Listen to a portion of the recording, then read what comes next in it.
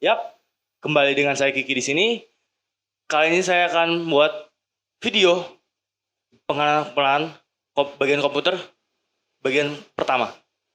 Tapi sebelum lanjut ke videonya, bagi kamu yang belum subscribe, subscribe dulu. Lalu aktifkan lonceng notifikasinya agar kamu tidak ketinggalan video-video terbaru dari kami. Ya, Kiki di sini. Depan saya sudah ada komponen komputer dan kali ini kita akan membahasnya satu persatu. CPU. Ya, di depan saya sudah ada CPU. Dan mungkin kalian sudah tidak asing ya dengan yang namanya apa itu CPU. Banyak orang yang menyalahartikan apa itu CPU. Banyak yang mengira bahwa CPU itu adalah sebuah keseluruhan sistem dalam komponen komputer. Padahal CPU itu adalah sebesar ini. Dan CPU ini adalah sebuah otaknya komputer. Nah, di dalam sebuah CPU ini terdapat rangkaian transistor. Jadi transistor ini berjumlah ratusan, ribuan, bahkan miliaran jumlahnya dalam satu komponen sekecil ini. Nah, CPU ini membaca data kita dalam bentuk bilangan biner seperti ini. Dan di dalam CPU ini juga terdapat namanya core. Kalian mungkin tidak asing ya mendengar namanya. Mungkin di handphone atau di komputer kalian pernah mendengar yang namanya istilah core. Core ini adalah sebuah otaknya, sebuah otak dalam komputer. Jadi semakin banyak core-nya, semakin cepat si CPU tersebut mengkalkulasi data yang kita sedang kerjakan. Selain adanya core, CPU ini juga ada yang namanya thread. Thread ini sebuah atau ya diterjemahkan adalah untayan atau sebuah jalur di dalam CPU ini. Lalu di dalam CPU ini juga terdapat namanya clock. Clock ini adalah sebuah kecepatan ya, kecepatan CPU tersebut mengkalkulasi data. Makanya di dalam kompetisi overclocking itu biasanya mereka mengejar ada yang namanya gigahertz, ada yang mengejar stabilan, macam-macam ya kompetisinya ya. Tugas CPU ini layaknya seperti otak manusia ya, jadi mengkalkulasi sebuah data dan perintah apa yang harus dilakukan sekarang dan dilakukan selanjutnya. Jadi CPU ini mempengaruhi performa dari laptop atau komputer kamu. Yap, seperti kita tahu bahwa setiap prosesor memiliki soketnya masing-masing. Karena perlu diketahui bahwa ada dua perusahaan yang memproduksi prosesor berbasis x86 secara massal, yaitu AMD dan juga Intel. Baik dua perusahaan tersebut memiliki arsitektur dan juga soketnya masing-masing. Dan di depan saya sudah ada prosesor dari AMD yang memiliki soket AM3. Jadi setiap generasi baik Intel maupun AMD memiliki soketnya masing-masing. Jadi kalian nggak bisa asal pasang ya, nggak bisa asal beli motherboard. Jadi ada pinnya di bawah, ada soketnya. Seperti kita lihat.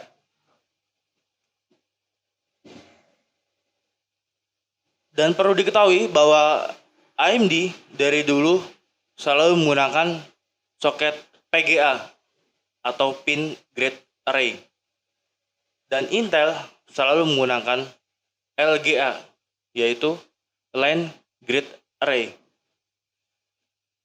Kedua soket ini memiliki keunggulannya masing-masing dan juga kekurangannya masing-masing.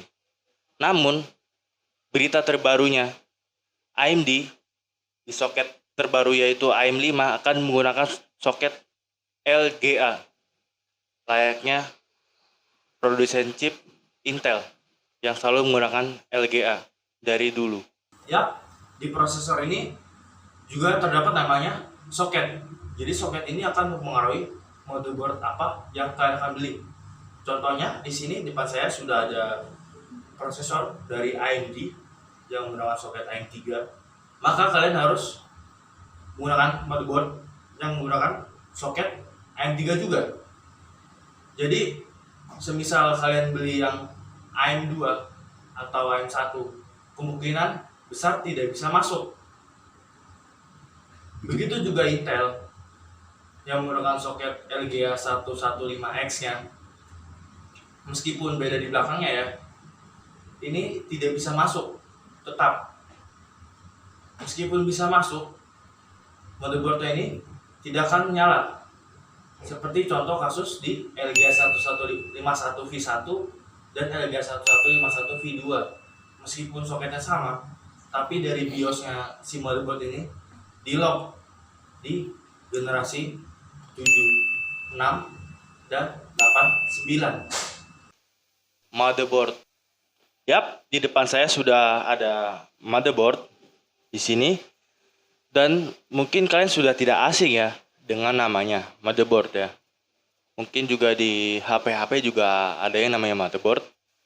Dan kalian juga pasti bertanya-tanya, apa itu motherboard? Motherboard ada sebuah komponen khusus ya yang ditugaskan untuk mengkoneksikan berbagai komponen dalam komputer seperti CPU dengan RAM, CPU dengan GPU, CPU dengan storage kalian seperti hard disk atau SSD. Ya, di dalam motherboard ini juga ada bagian-bagiannya ya di sini. Seperti kita lihat, ada bagian soket untuk menaruh CPU-nya itu. Kemudian ada slot RAM dan juga slot untuk memasang kartu grafis atau GPU. Di sini juga kita lihat ada konektor untuk memasang ke power supply kalian untuk menyuplai daya. Kemudian ada konektor SATA sini untuk storage kalian, entah itu hard disk atau SSD. Dan juga kita lihat di belakangnya, di back panelnya terdapat konektor seperti VGA, LAN, audio, ataupun USB kalian untuk menyolok seperti mouse, keyboard, ataupun flashdisk kalian.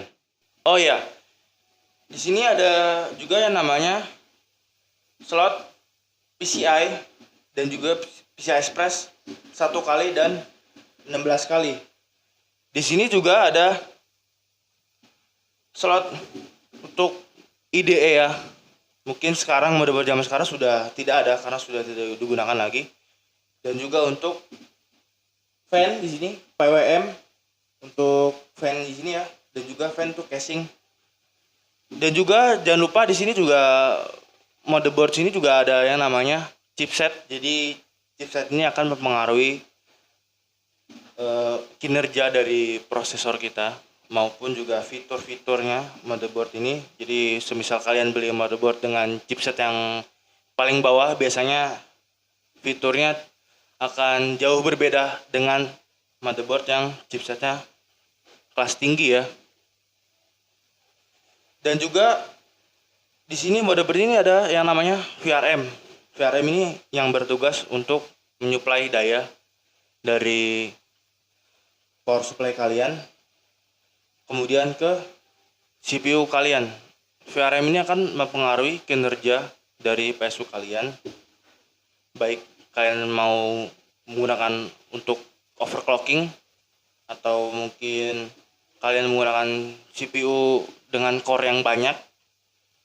VRM di sini akan mempengaruhi kualitas dari CPU tersebut, performance-nya ya, kualitas performance-nya. Seperti yang saya singgung sebelumnya, di dalam motherboard ini ada yang namanya soket.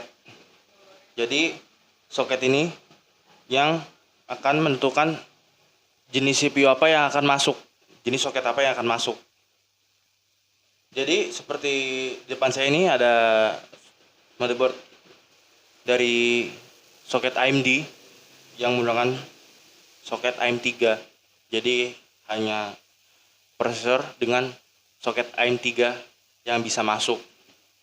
Meskipun ada beberapa backward compatibility dari AM2 yang bisa masuk, tapi performanya tidak akan sama seperti di soketnya. Yang perlu kalian perhatikan lagi adalah chipsetnya. Meskipun kalian membeli motherboard dengan soket yang sama, tapi chipsetnya berbeda, ada kemungkinan bahwa si motherboard ini tidak mau menyala. Jadi seperti di lock ya di BIOSnya. Seperti kita ambil contoh di motherboard H61, ada beberapa motherboard H61 yang hanya support di generasi kedua, Intel generasi kedua ya. Dan ada beberapa motherboard H61 yang support generasi kedua dan generasi ketiga. Begitu juga dengan chipset yang LGA 1151 seperti H110 untuk generasi 6 saja, atau H210 yang support generasi 6 dan generasi 7. Perlu diperhatikan bahwa tidak semua motherboard yang memiliki soket yang sama memiliki kompatibilitas yang sama juga. Ada beberapa motherboard yang tidak support di generasi yang selanjutnya. Dan kalian juga harus baca-baca di manual atau cari-cari di website resminya jenis CPU apa yang compatible dengan motherboard yang kalian akan beli. Dan meskipun kalian membeli CPU dengan generasi dan soket yang sama, tidak semuanya akan compatible, atau bukan compatible sih, lebih ke performanya ya. Kita ambil contoh, kalian membeli 9900K, kemudian kalian membeli motherboard H310. Meskipun nyala, meskipun sama soketnya, tetapi kualitas VRM dari motherboard tersebut akan menjadi limitasi bagi prosesor kalian untuk bekerja secara maksimal. Jadi kalian menggunakan i9 itu di motherboard H310 akan seperti sia-sia ya, karena motherboard tersebut tidak memiliki kapasitas VRM yang maksimal pula. RAM. Yap, di depan saya sudah ada RAM, dan mungkin kalian sudah tidak asing ya dengan namanya. Mungkin di smartphone atau di laptop kalian juga pernah dengar yang namanya RAM. Dan RAM itu singkatan dari Random Access Memory. Dan mungkin juga kalian bertanya-tanya, apa sih itu RAM? RAM adalah sebuah memori khusus yang ditugaskan untuk menyimpan aplikasi sementara. Contohnya kalian buka sebuah aplikasi Chrome, Excel, atau Word, maka data-data aplikasi tersebut akan disimpan sementara di dalam RAM ini. RAM ini juga akan mempengaruhi seberapa kencang sistem kalian dan seberapa banyak aplikasi yang dapat ditampung. Semisal kalian punya 4 GB RAM, 8 GB RAM, atau 16 GB RAM, jadi semakin besar kapasitasnya, semakin banyak yang ditampung dalam RAM tersebut, aplikasi yang ditampung ya dalam RAM tersebut. Jadi RAM ini tidak akan mempengaruhi seberapa cepat kalian booting Windows atau mempercepat proses sebuah aplikasi. Jadi RAM ini sebuah kayak sebuah jalan tol ya bagi sebuah aplikasi tersebut, atau bisa juga disebut juga sebagai buffer. Jadi semisal kalian mau mainkan game yang berat atau menjalankan sebuah aplikasi 3D animasi, maka membutuhkan kapasitas RAM yang banyak. Di RAM ini terdapat yang namanya kecepatan. Kecepatan yang dihitung dalam biasanya ya satuan mHz. Nah, kecepatan RAM ini akan mempengaruhi kinerja dalam suatu aplikasi yang sedang di-load di dalam RAM, ya, bukan di-load dalam hard disk atau SSD kalian.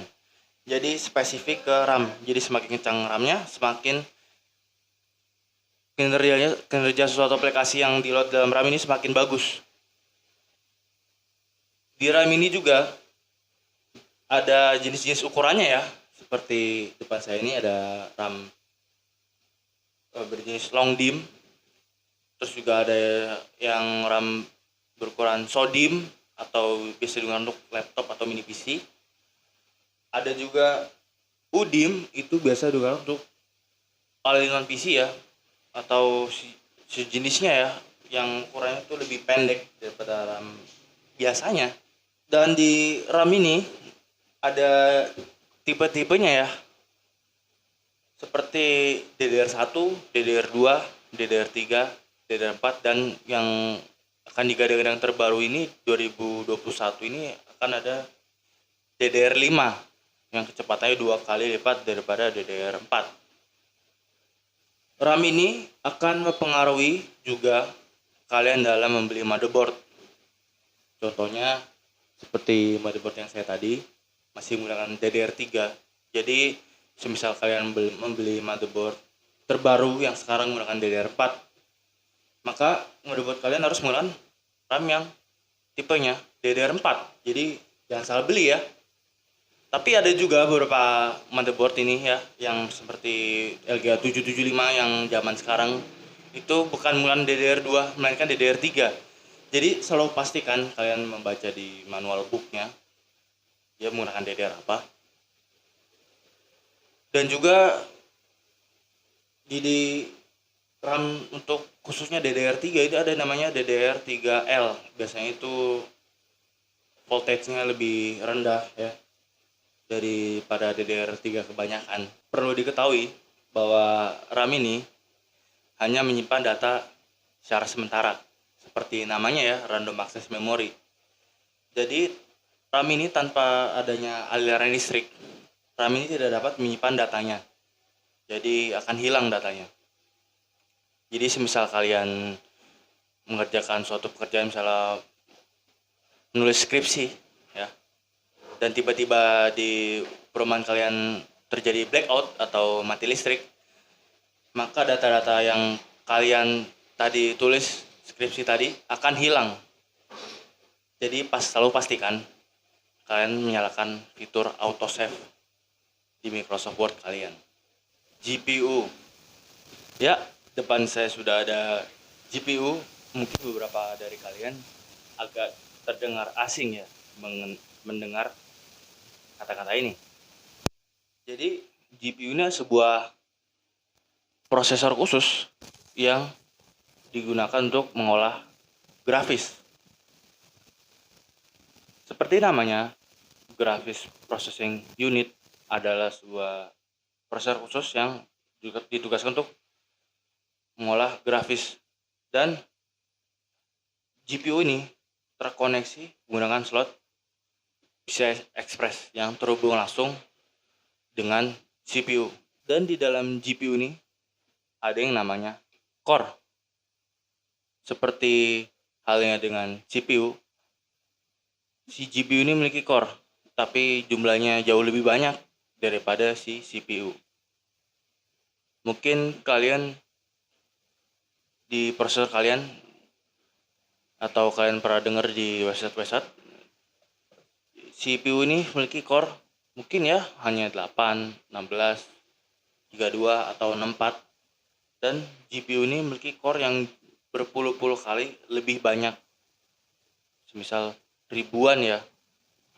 Mungkin yang terbaru tuh 8000 core-nya ya. Dan di GPU ini ada yang namanya RAM. Seperti halnya RAM yang di komputer kalian, GPU ini memiliki RAM. Dan RAM ini disebut VRAM. Dan VRAM ini memiliki jenis-jenisnya seperti halnya RAM dalam komputer. Jadi misal GDDR ya. Di sini menyebutnya GDDR. Ada GDDR 3, GDDR 5, dan yang terbaru ada GDDR 6. Jadi seperti di PC ya, seperti RAM kalian ya, ada tipe-tipenya. Dan lalu di sini dalam GPU ada juga namanya VRM. Jadi VRM ini adalah sebuah MOSFET ya, sebuah IC yang khusus untuk menyuplai daya dari PSU kalian ke GPU. Dan di GPU ini juga memiliki display output ya. Seperti halnya di motherboard kalian, di GPU ini juga memiliki yang namanya display output. Jadi selain di motherboard, di GPU kalian juga memiliki display output. Di GPU ini juga memiliki macam-macam ya jenis-jenisnya. Seperti low profile atau yang berpin power atau yang half size ya. Dan kali ini yang di depan saya ada sebuah GPU yang ukurannya full ya, dan tidak memiliki pin power alias low profile. Dan GPU ini juga memiliki ketebalan ya. Biasanya dihitungnya dari PCI slotnya ya. Jadi semakin tebal semakin banyak juga PCI slot yang dibutuhkan. Ada yang 2, ada yang 1, bahkan ada yang 4 ya. 4 PCI slot. GPU ini juga memiliki yang namanya heatsink. Jadi seperti halnya CPU, GPU juga memiliki heatsink tersendiri. Dan gunanya heatsink ini adalah untuk melepas panas atau membuang panas di dalam GPU ketika sedang beroperasi. Di jenis-jenis atau macam-macam GPU ini juga ada lagi ya yang disebut dengan eGPU atau Integrated Graphic Processing Unit. Jadi di mana dalam satu wadah atau dalam satu package CPU dan GPU itu jadi satu. Sebenarnya ini bukan teknologi baru, mereka sudah lama. Jadi ya yang kita tahu ya dulu ya ada Intel HD, dan juga yang terbaru sekarang ada Radeon Vega dan juga Intel Iris Xe. Meskipun eGPU ini terlihat sebagai solusi, nyatanya dalam prakteknya eGPU ini tidak dapat sepowerful dedicated GPU yang zaman sekarang ya. Meskipun juga ada beberapa eGPU yang cukup hebat ya, cukup powerful, tapi tidak bisa menyaingi GPU yang kelas-kelas high-end atau kelas-kelas antusias.